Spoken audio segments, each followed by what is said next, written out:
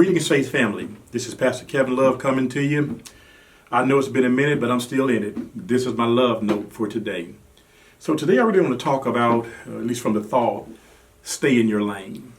So if you've ever driven a car for any period of time, especially here in the city of San Antonio or some big city, surely you're aware of the need for defensive driving, because surely there's somebody out there on that road that doesn't know how to stay in their lane.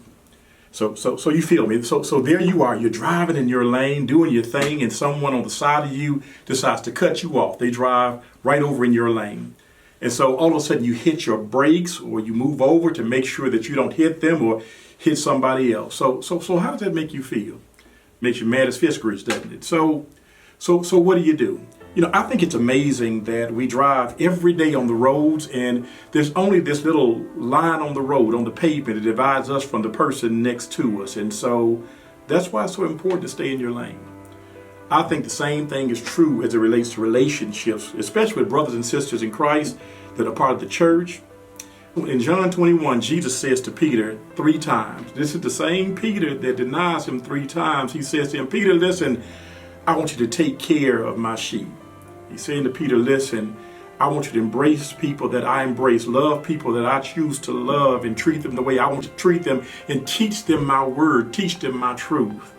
But then Jesus hits Peter with a heavy. He says to Peter, listen, I'm going to tell you how you're going to die.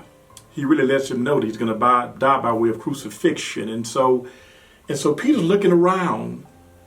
He's hearing what Jesus is saying. I'm going to die by crucifixion. Die this painful death. And he sees the other disciple by the name of John. And he says, Jesus, what about this dude? How's he going to die?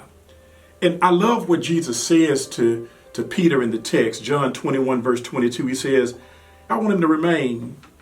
If I want him to stay here, to remain alive, what is that to you?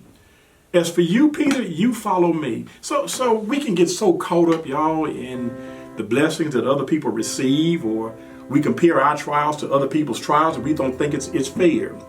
So our journey, though, is our journey. Everybody else's journey is their journey. So don't get hung up in what you feel like you deserve or don't deserve. Plain and simple. Don't become preoccupied with other people's journeys. Don't become preoccupied with other people's business. Don't try to slide into someone else's lane because you think their lane looks better. Jesus wants you and me to stay in our lane. Love and blessings.